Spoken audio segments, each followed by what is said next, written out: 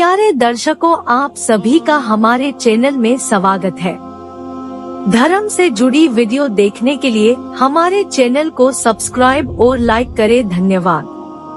प्यारे दर्शकों, अगर आपने वीडियो का इससे पहला भाग नहीं देखा तो इस चैनल पर जाकर देखें। धन्यवाद। हम यह दुआ करते हैं कि प्यारे दर्शकों के ऊपर वाहिगुरु कृपा करे।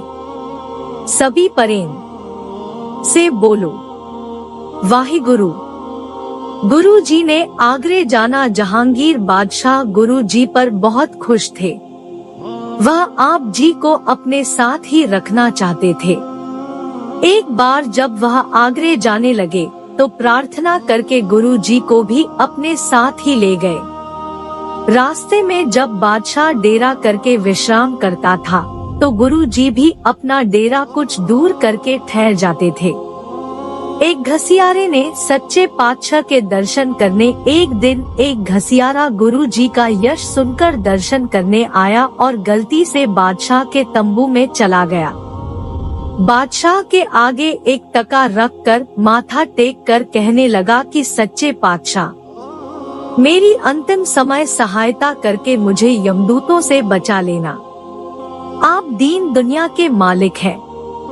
उसकी यह प्रार्थना सुनकर बादशाह कहा कि मैं इस दुनिया का मालिक हूँ। दुनिया का जो पदार्थ मांगना हो मांग लो, परंतु मैं अंत समय परलोक की सहायता नहीं कर सकता। परलोक की सहायता करने वाले का डेरा उधर लगा हुआ है, उनके पास जाओ। यह बात सुनकर घसियारे ने अपना टका उठा लिया और गुरु जी के तंबू में जाकर उनके आगे एक टका रख कर कहा कि सच्चे पातशाह, मेरा जन्म मरण काट दो।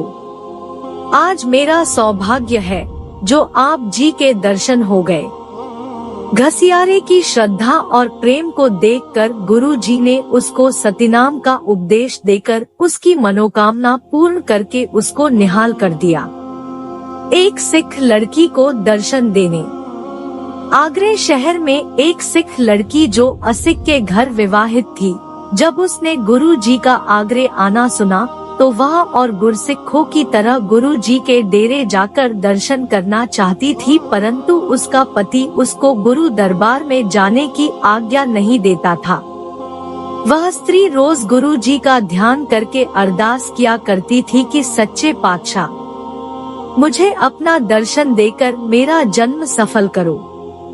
अंतर्यामी गुरु जी स्त्री की अरदास को सुनकर एक दिन शिकार के समय घोड़ सवार होकर उसके द्वार पर जा खड़े हुए और आवाज दी कि बीबी, जिनका दर्शन करने के लिए रोज अरदास करती हो वे आ गए हैं, दर्शन कर लो। यह आवाज सुनकर बीबी दौड़ी आई। उसने गुरु जी के चरणों में सिर रखकर माथा टेका।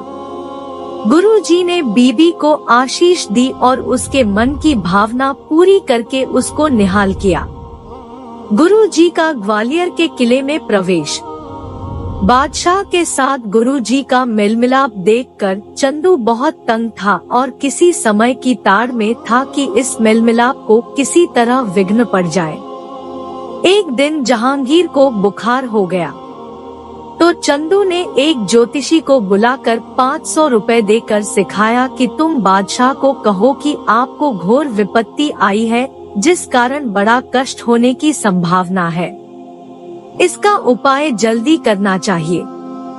जब ज्योतिषी ने यह बात बताई तो उसने पूछा कि इसका क्या उपाय करना चाहिए।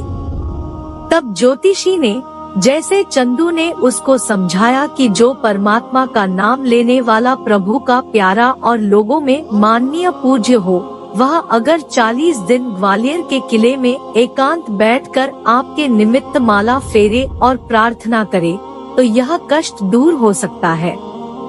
ज्योतिषी की बात सुनकर बादशाह ने अपने अहिलकारों को कहा कि इन गुणों वाले किसी आदमी को ढूंढकर जल्द लाओ। इस समय चंदू जो और अहिलकारों के साथ बादशाह के पास बैठा था, झट बोला कि जहांपना, श्री गुरु हरिगोविंद जी इस काम के लिए बहुत योग्य है।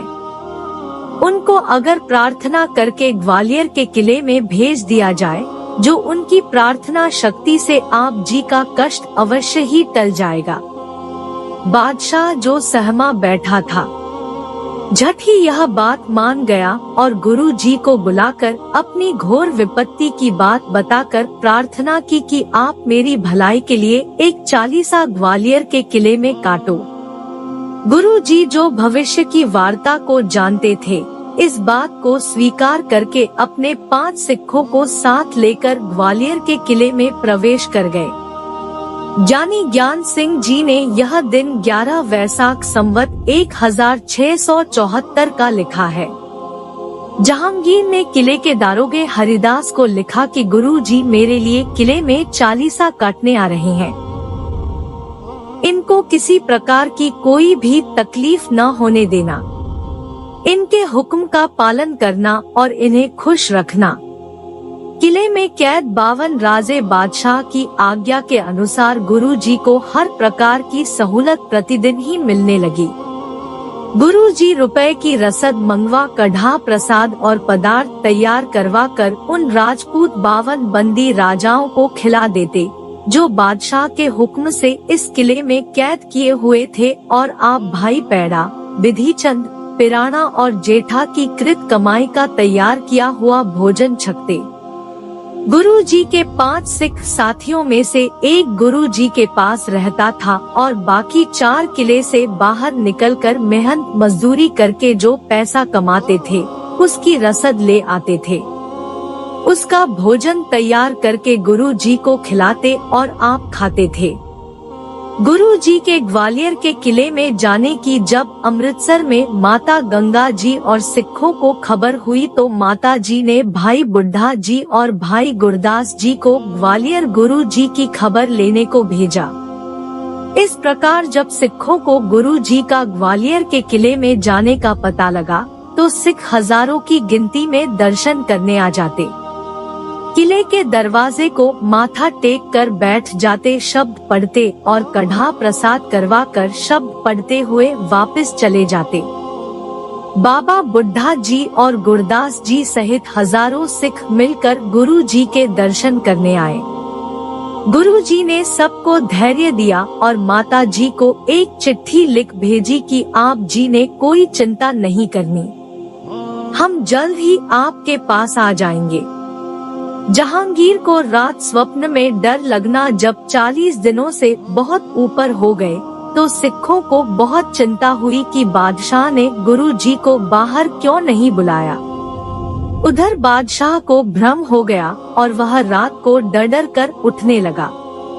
दुबिस्तान मज़ाहब ने अपनी पुस्तक में लिखा है कि हजारों सिख जो रोज गुरु जी के दर्शन करने आते थे और अन्य जो घर बैठे ही गुरु जी के दर्शन को तरस रहे थे, उनकी और दुराशीष से बादशाह को भ्रम हो गया और उसको भयानक शेर आदि की शक्लें रात के समय दिखाई देने लगी, जिन पर वह भयभीत होकर डर कर उठने लगा। एक दिन बादशाह ने पीर जलाल दीन को इसका कारण पूछा, तो पीर ने कहा कि तुमने किसी प्रभु के प्यारे को दुख दिया है, जिसका फल तुझे यह मिल रहा है। तदुपरांत पीर मियाँ मीर जी ने भी दिल्ली जाकर बादशाह से उसको इस रोग का यह ही कारण बताया। मियाँ मीर जी ने चंदू की वह सारी बात सुनाई, जिस कारण और जिस तरह उसने श्री गुरु हरिगोविंद जी के पिता श्री गुरु अर्जन देव जी को कष्ट देकर शहीद किया। उनके सुपुत्र को अब तुम चंदू के कहने पर कैद किया हुआ है, इसका फल अशुभ है और तुझे परेशानी हो रही है। यह भी लिखा है कि भाई जेठा अपने सिद्धियों के बल के कारण रात को शेर बनकर बादशाह को डराता रहता है, परंतु जब इस बात का गुरु जी को पता चला, तो आप जी ने भाई जेठे को इस काम से रोक दिया। गुरु जी का कैदी राजाओं सहित किले से बाहर आना जब मियाँ मीर जी ने बादशाह को इस तरह समझाया, तो उसने वजीर खां को ग्वालियर से गुरु जी को लाने के लिए भेजा, परंतु गुरु जी ने किले में से निकलने से हंकार कर दिया और कहा कि जब तक यह 52 राजे जो किले में बहुत समय से कैद है को न छोड़ा गया, तब तक हम भी अंदर ही रहेंगे। यह बात वजीर खां ने जब बादशाह को जाकर बताई तो जहांगीर ने कहा कि जितने राजे गुरु जी का पलड़ा पकड़कर निकल आए उनको छोड़ दिया जाए, बाकी अंदर कैद ही रहेंगे। जब वजीर खां ने गुरु जी को यह बात आकर बताई तो आप जी ने 52 कलियां वाला जामा सिलवाकर पहन लिया और सब राजाओं को एक एक पल्ला पकड़ा कर बाहर ले आए। इस परोपकार के धारण गुरु जी का नाम बंदी छोड़ प्रसिद्ध हो गया। तदुपरांत गुरु जी को वजीर खां बड़े सत्कार से दिल्ली ले गया। बादशाह जहांगीर ने गुरु जी से माफी मांगी और योग्य भेंट देकर उन्हें सम्मानित भी किया। राजाओं ने जहांगीर का धन्यवाद किया और आज्ञा लेकर अपने अपने राज्यों को चले गए। चंदू को जहांगीर ने गुरु जी के हवाले करना। एक दिन जहांगीर ने गुरु जी के हाथ में कपूरों और मोतियों का एक स्मरणा माला देखकर कहा कि इसमें से एक मन का मुझे बख्शो, मैं इसे अपनी माला का मेरू बनाकर आपकी निशानी के तौर पर रखूंगा। गुरु जी ने कहा कि पातशाह, इससे भी सुंदर और कीमती 1080 मनकों की माला जो हमारे पिताजी के पास होती थी, वह चंदू ने उस समय उनसे ले ली थी जब उसने उनको अपनी हवेली में कैद करके रखा था। वह माला आप चंदू से मंगवा लो। जहांगीर ने उसी समय अपना एक आदमी चंदू को बुलवाने के लिए भेज दिया। जब चंदू आ गया तो बादशाह ने कहा, हमें वह माला चाहिए जो तुमने गुरु अर्जन देव जी से लाहौर में ली थी। यह आज्ञा सुनकर चंदू ने कहा, जहां पनाह, मैंने कोई माला गुरु जी से नहीं ली थी और न ही मेरे पास कोई माला अब है। फिर गुरु जी के कहने पर ही बादशाह ने उसके घर अपने आदमी भेजकर तलाशी ली तो माला निकल आई। चंदू के इस झूठ के कारण जहांगीर को बहुत क्रोध आया और उसने गुरु जी को कहा कि यह आपका अपराधी है जिसने आपके निर्दोष पिता को घोर कष्ट देकर शहीद किया है। इसको पकड़ो, जो जी आए सजा दो। बादशाह की आज्ञा सुनकर भाई जेठा आदि सिखों ने चंदू को पकड़कर उसके हाथ पैर बांधकर अपने डेरे मजनू टिले ले आए। तदुपरांत बादशाह ने चंदू के पुत्र और स्त्री को भी पकड़कर गुरु जी के पास मजनू टिले भेज दिया कि इनको भी चंदू के साथ ही मनेच्छित सजा दी जाए, परंतु गुरु जी ने कहा कि इनका कोई दोष नहीं है, इनको छोड़ दो। आता वह दोनों माँ बेटा गुरु जी की महिमा करते हुए घर को चले गए। अगला भाग देखने के लिए चैनल को सब्सक्राइब और लाइक करें। धन्यवाद।